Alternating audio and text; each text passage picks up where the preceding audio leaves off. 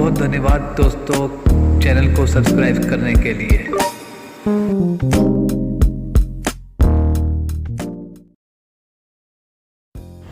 मेरा नाम हरी है और मैं पुणे में जॉब करता हूँ। ये कहानी तब की है जब मैं कॉलेज में 3rd ईयर में था। इस कहानी की नायिका हनी है, जिससे मेरी पहचान फेसबुक के माध्यम से हुई। वो बहुत ही खूबसूरत और पूरी तरह से अच्छी लड़की थी। उसका फिगर लगभग 30-32 का होगा। उसकी फ़ोटो देखकर ही मैंने उसे बड़े बड़े ऑरेंज का दीवाना बन गया था।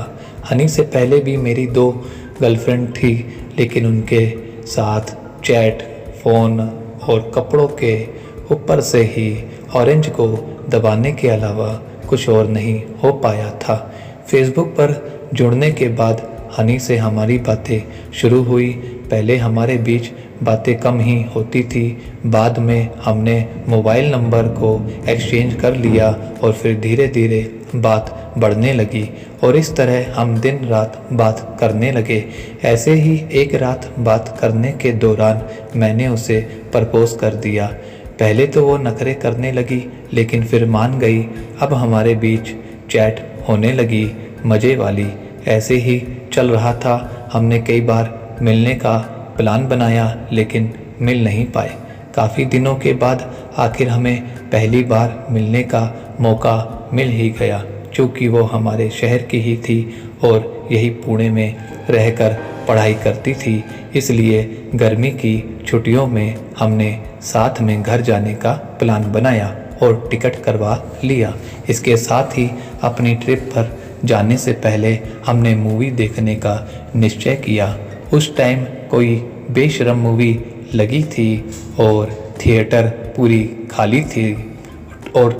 पूरा खाली था।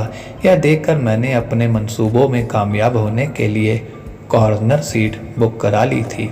हम टाइम पर थिएटर में पहुंच गए। मूवी शुरू हुई। काफ़ी मूवी बोरिंग थी, इसलिए हम आपस में बातें ही कर रहे थे। बात करते करते मैंने उससे कहा कि मेरा मन तुमको चूमने को हो रहा है, तो उसने मना कर दिया। फिर जब मैंने कई बार कहा तो उसने अपने होठ को आगे कर दिया।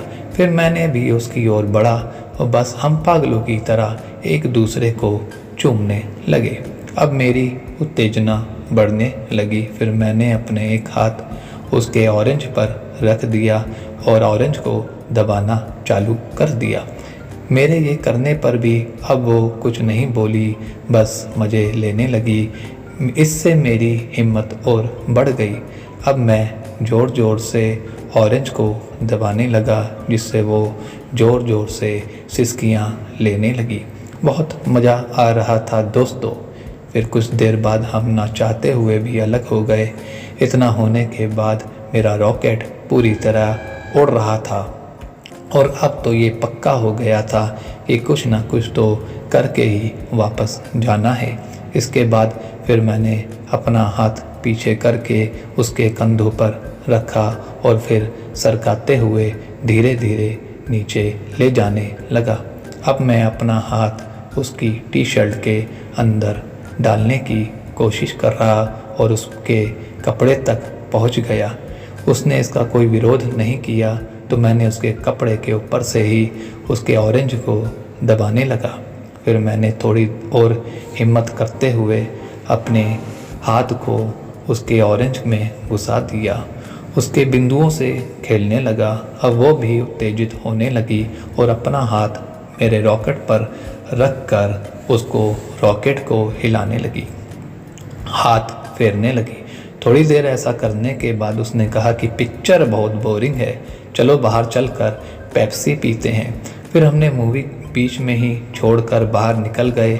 रात हो चुकी थी, तो हमने पेप्सी की कैन ली और उस मॉल के सिनेमा हॉल के पीछे अंधेरे कोने में रुककर उसे धीरे धीरे झट से ख़त्म किया और फिर एक दूसरे से गले मिले।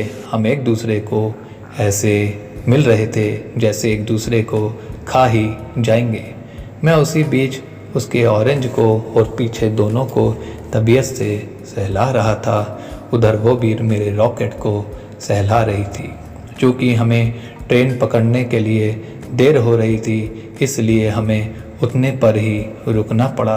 बीच में बंद करने की एक और वजह भी थी कि उस टाइम मेरे पास उसे ले जाने के लिए कोई कमरा भी नहीं था, और अगर होता तो हम ट्रेन छोड़ देते और रूम में जाकर मज़े ले लेते।